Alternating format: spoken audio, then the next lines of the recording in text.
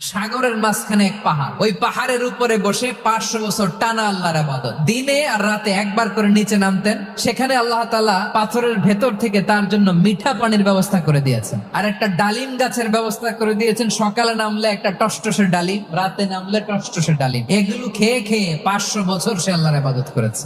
আল্লাহর দরবারে কিয়ামতের কঠিন ময়দানে যখন লোকটা হাজির হয়ে যাবে, আল্লাহ বলবেন, 500 বছর ইবাদত করছে তো আমার দয়ায় আমার বান্দারে জান্নাত দাও। এই বান্দা বলে, বালবি আমালি, আল্লাহ তোমার দয়া লাগবে কেন? আমি আমার আমল দিয়ে জান্নাতে যেতে চাই। আল্লাহ বলবেন, তাই ঠিক আছে, তোমার 500 বছরের ইবাদত এক পাল্লায় রাখো। আর আল্লাহ বললেন, আমি যে দয়া করে সৌন্দর্য দেখার জন্য তোমার দুটা চোখ দিয়েছিলাম, দুটা নয় একটা চোখ আরেক পাল্লায় রাখো। রাখা হবে, দেখা যাবে ওই 500 বছরের ইবাদত হালকা হয়েছে, আর মুহূর্তের মধ্যে আল্লাহর দেয়া একটা চোখের নেয়ামত ভারী হয়ে গিয়েছে।